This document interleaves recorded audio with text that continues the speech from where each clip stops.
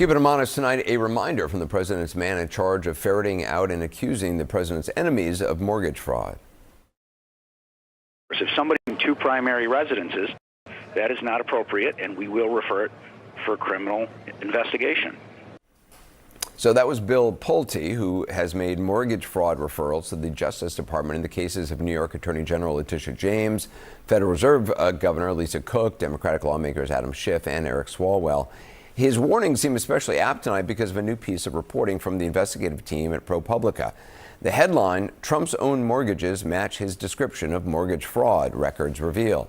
Quoting now from the article, in 1993, Trump signed a mortgage for a Bermuda-style home in Palm Beach, Florida, pledging that it would be his principal residence.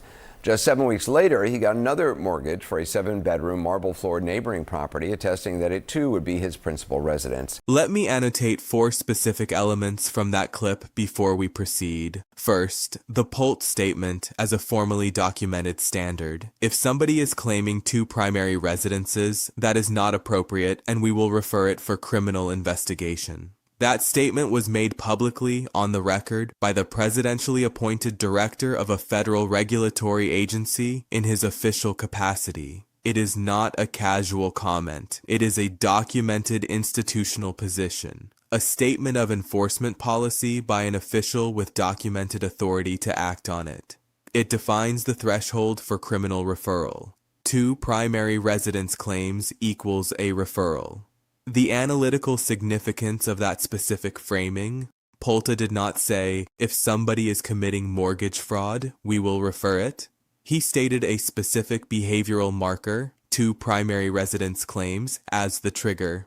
That precision is analytically important because it makes the self-application test straightforward. You do not need to assess intent or harm or prosecutorial discretion. You need only identify whether the behavioral marker, 2 primary residence claims, is present in the record of the people who were referred and in the record of the people who were not. The record shows yes in both cases, the referrals, Democrats, the non-referrals, Republicans, and the president himself. Second, the ProPublica methodology. ProPublica did not allege. They searched public records. The 1993 mortgage documents are in the public record. The December 1993 and January 1994 mortgage filings, both declaring principal residence, are documented instruments on file in Palm Beach County. This is not investigative inference, it is documentary record retrieval. The methodology matters analytically because it eliminates the sourcing reliability objection that can be raised against investigative reporting based on anonymous sources or leaked documents. These documents are public. Anyone with access to the Palm Beach County records can verify them. They are not in dispute. Third, the corroborating evidence of rental intent. Trump's own real estate agent confirmed both properties were used as investment properties rented from the beginning. Trump hired a New York design firm specifically to prepare them for the rental market. Contemporaneous news accounts describe the properties as rentals. The significance, the defense that is available in some multiple primary residence cases, that the borrower genuinely intended to live in the property but circumstances changed, is not available here. The evidence of rental intent is contemporaneous, documented, and confirmed by parties who had direct knowledge of the transactions. There is no documented evidence that Trump lived in or intended to live in either property. Fourth, Trump hung up the phone. I want to address this behavioral data point analytically rather than rhetorically, because Trump's documented response pattern, and this is a documented pattern across multiple situations, is to counterattack, not to disengage. When he believes a question is answerable on his terms, he engages with it aggressively. When ProPublica called and asked about the 1993 mortgages, he hung up. The behavioral significance, the person who built his political identity on aggressive public counterattack chose silence. The White House subsequently provided a written statement. Instead, the 2 houses, which are next to his historic Mar-a-Lago estate, were used as investment properties and rented out. Now, to be clear, then, Citizen Trump was never charged with mortgage fraud back then, and the statute of limitations has long since passed.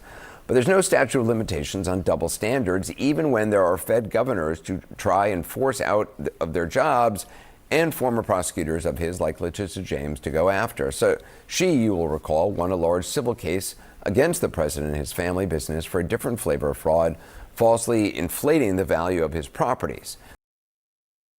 The Lisa Cook situation is the most structurally important dimension of this story, and I want to give it the institutional analysis it deserves before we move to the FHFA data access question. Because the Cook targeting reveals the full strategic architecture of the mortgage fraud campaign in a way that the other targets do not. The Federal Reserve's independence is not a legal technicality or a matter of administrative preference. It is a foundational institutional design principle of the modern American economy, established specifically to prevent the scenario the current administration is attempting to create: a president who can direct monetary policy, interest rate decisions, for political purposes. The economic logic of Fed independence is documented in decades of academic research and institutional practice. Central banks that operate independently of executive political pressure produce better long-term inflation and employment outcomes than those subject to political direction, because elected officials have incentives to lower rates before elections regardless of whether the economic conditions warrant it, producing inflationary cycles that damage the broader economy. The constitutional mechanism that protects Fed independence is the for-cause removal standard for governors. Fed governors serve 14-year terms. They can be removed only for cause, a documented standard of conduct that constitutes sufficient justification for removal.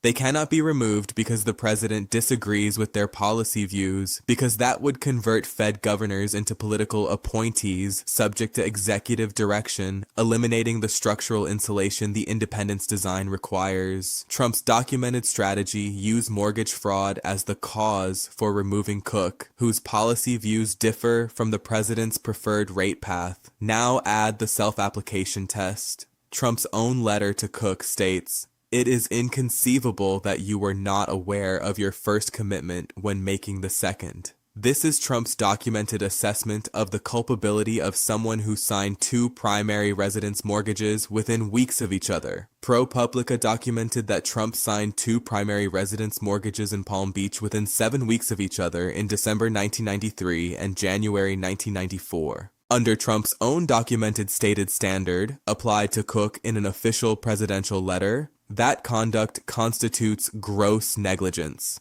Under Pult's documented stated standard, two primary residences refer for criminal investigation.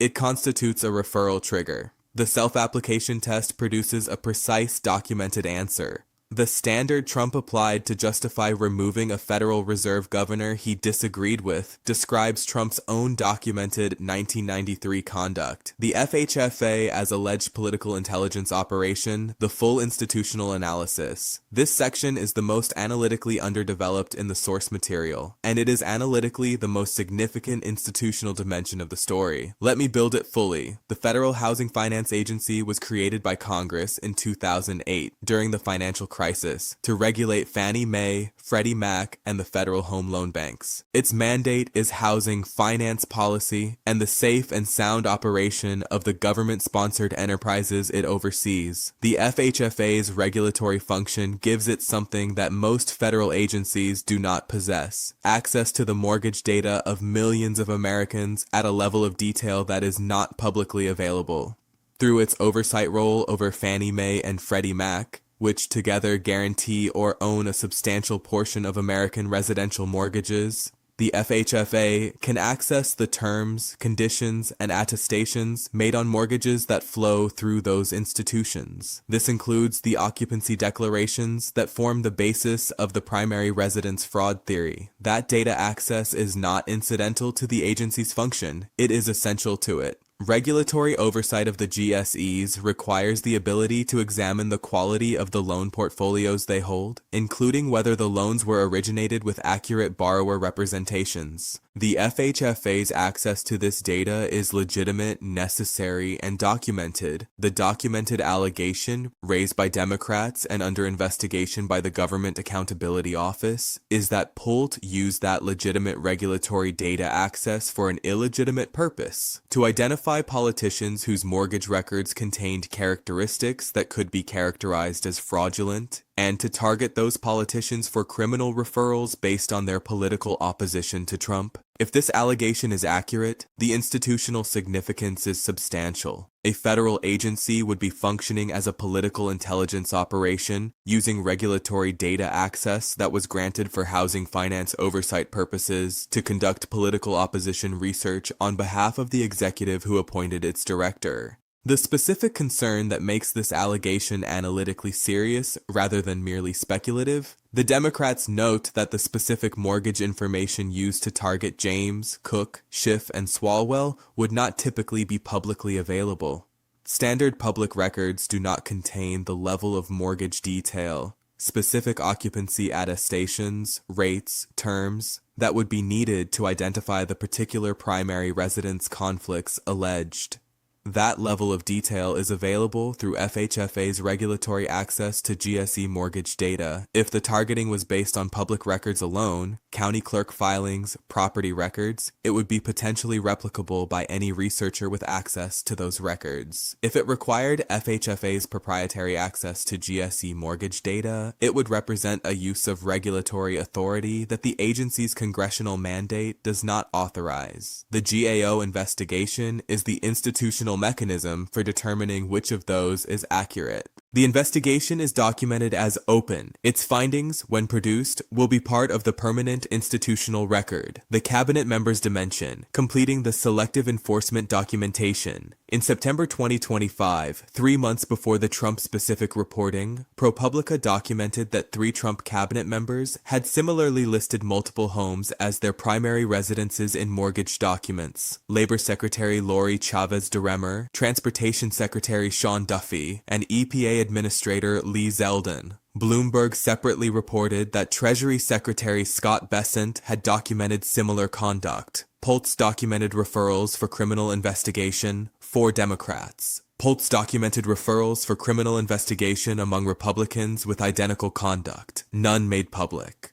The analytical significance of the cabinet members' dimension is that it eliminates the defense that the Democratic targeting was simply a matter of the FHFA doing its oversight job comprehensively. If the FHFA's primary residence review was a genuinely neutral, comprehensive examination of public officials' mortgage records, the documented identical conduct by 4 Trump cabinet members would have produced at minimum a documented inquiry or referral. The documented asymmetry, Democrats referred, Republicans not referred, is the definition of selective enforcement. Pultz denied political motivation. He stated he would refer Republicans for criminal investigation if they committed mortgage fraud. The documented record shows he has not done so despite documented conduct that meets the standard he publicly stated. The denial is in the record. The documented non-referrals are also in the record. Both will be there for the GAO investigation to assess. The retribution apparatus, connecting the FHFA campaign to the full series record. I want to place the FHFA mortgage fraud campaign in the full institutional context that the series has been building, because it is not an isolated story. It is a documented component of a broader pattern that I have been tracking across 11 episodes. In episode 2, I documented the Bondi firing as evidence of the administration's attempt to use the DOJ as a personal protection and retribution mechanism, using federal law enforcement to protect the president from legal exposure and to pursue political opponents. The Halligan appointment, a constitutionally defective mechanism for installing a politically compliant U.S. attorney,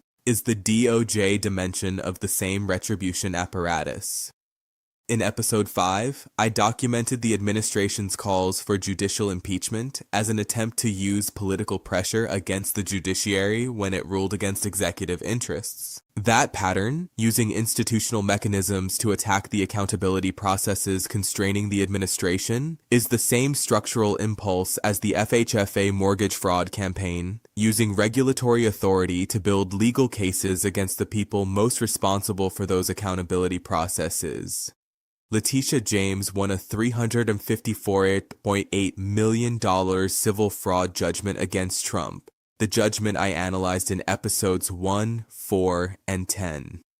She is also the subject of a mortgage fraud indictment brought by an illegally appointed U.S. attorney, twice rejected by grand juries, and now under reconsideration. The analytical connection is precise. James is simultaneously the most prominent target of the mortgage fraud campaign and the person most responsible for the civil fraud judgment that is the largest documented financial consequence of Trump's documented conduct. The timing, the documented prosecutorial mechanism, and the documented failure of that mechanism across multiple proceedings are all consistent with a retribution operation rather than a neutral law enforcement inquiry. This is the retribution apparatus as a documented institutional pattern, not a single act of alleged political revenge, but a systematic use of multiple institutional mechanisms, the DOJ through Halligan, the FHFA through Pult, the calls for judicial impeachment documented in Episode 5, against the documented network of institutional actors most responsible for the accountability record I have been building across this series.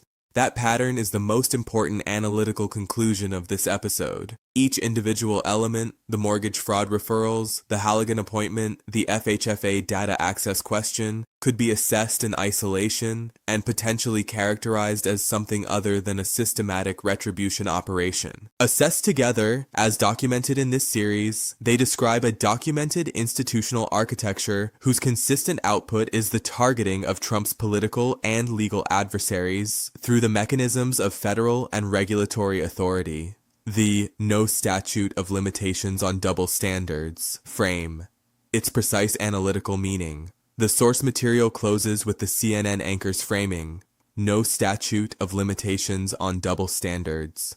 I want to give this framing the precise analytical treatment it deserves because it is not merely a rhetorical observation. It is a statement about the nature of the permanent institutional record. The 1993 Trump mortgages cannot be prosecuted. The statute of limitations has expired. That is a documented legal fact. There will be no criminal accountability for the 1993 conduct regardless of how clearly the documentary record establishes what that conduct was. But the statute of limitations that protects from criminal prosecution does not apply to the historical and institutional record, the ProPublica documents, the mortgage filings, the real estate agent's confirmation, the design firm's engagement, the contemporaneous rental market preparation, are in the public record. They are now documented alongside Pult's stated standard, alongside the referrals against Democrats, alongside the non-referrals against Republicans with identical or less significant conduct. That assembled documentation is what the CNN anchor means by no statute of limitations on double standards. The legal consequence is unavailable. The institutional record is permanent. And here is the analytical significance for the broader series context. The pattern of documented double standards, the administration applying one standard to its political opponents and a different standard to itself and its allies, is precisely what the permanent institutional record documents across multiple dimensions of this accountability story. The civil fraud judgment applied to Trump, a legal standard for financial statement accuracy. The mortgage fraud campaign attempts to apply a legal standard to Trump's opponents, while the same standard in Trump's own 1993 record is protected by the statute of limitations. The asymmetry is documented. The statute of limitations protects from prosecution. It does not protect from documentation. Let me state precisely what the documented record from this episode establishes. 1. Bill Pult publicly stated a specific standard. 2 primary residence claims refer for criminal investigation. That standard was applied to 4 Democrats, Letitia James, Lisa Cook, Adam Schiff, and Eric Swalwell. All 4 are prominent Trump political adversaries. All 4 received criminal referrals from an agency, the FHFA, whose mandate is housing finance oversight, not law enforcement. 2. ProPublica searched public records and documented that in December 1993 and January 1994, Trump signed 2 primary residence mortgages on neighboring Palm Beach properties within 7 weeks of each other, while his documented address was Trump Tower in Manhattan. Both properties were rented out from the beginning, confirmed by his own real estate agent. Both were decorated for the rental market by a professional design firm hired specifically for that purpose. Under Polt's own stated standard, this conduct meets the threshold for criminal referral. Polt has made no public referral against Trump. 3. Trump's own letter to Lisa Cook states, "It is inconceivable that you were not aware of your first commitment when making the second," citing her 2 primary residence mortgages as grounds for removal from the Federal Reserve Board. The documented standard Trump applied to Cook to justify her removal describes Trump's own documented 1993 conduct with equal or greater force. 4. The White House's defense, same lender, no defraudation, fails under the federal bank fraud statute. Bank fraud is committed by the person making the false statement to a financial institution, not by the institution accepting it. The same lender argument does not establish lender knowledge of the dual primary residence problem and does not constitute a legal defense to bank fraud, even if it did. 5. ProPublica documented in September 2025 that 3 Trump cabinet members, plus Treasury Secretary Scott Bessent per Bloomberg, had documented identical or similar conduct to the Democrats who received criminal referrals. Polt made no public referrals against any of them. The documented asymmetry is the definition of selective enforcement. 6. The FHFA's access to GSE mortgage data through its regulatory function creates the specific data capability that Democrats allege was used for political targeting. The Government Accountability Office has an open investigation into whether FHFA conducted partisan opposition research using that privileged regulatory access. The investigation is documented. The findings are pending. 7. The Halligan appointment, a constitutionally defective mechanism used to bring the James and Comey prosecutions, both thrown out, 2 grand juries declining to re-indict, is a documented pattern in the retribution apparatus, not an isolated procedural error. It is the DOJ dimension of the same institutional architecture as the FHFA campaign. The statute of limitations protects Trump from criminal prosecution for the 1993 mortgages. It does not protect the record from documentation. The mortgage filings are public. The real estate agent's confirmation is documented. Polt's stated standard is on the record. The referrals against Democrats are documented. The non-referrals against Republicans and the president himself are documented. What the full documented record of this episode shows, placed in the context of the 11-episode series, is a systematic deployment of multiple institutional mechanisms against the network of legal and political adversaries most responsible for holding this administration accountable. The FHFA referrals targeting James and Cook, the Halligan prosecutions targeting James and Comey, the judicial impeachment calls targeting the judges whose rulings I documented in episodes 1 through 9, the Bondi DOJ deployment documented in episode 2. Each individual mechanism has its own institutional framing. Together, they describe a documented pattern with a consistent directional logic. Accountability mechanisms produce accountability actors. Accountability actors become retribution targets. Institutional authority is used to produce legal exposure for those targets. That is the retribution apparatus. It is documented. It is systematic. It is in the permanent record. This is Matthew John Turner. The question I am leaving you with is the one the documented record forces. The self-application test I posed at the opening of this episode has a documented answer. The standard Polt stated applies to Trump's own 1993 documents. Polt has not applied it. The analytical question is not whether that documented asymmetry is a double standard. It demonstrably is. The analytical question is what institutional mechanism, if any, applies the same standard to the administration that the administration has applied to others. The GAO investigation is one. The ongoing appellate recalculation in the civil fraud case is another. The congressional oversight proceedings documented in episodes 5, 6, and 9 are others.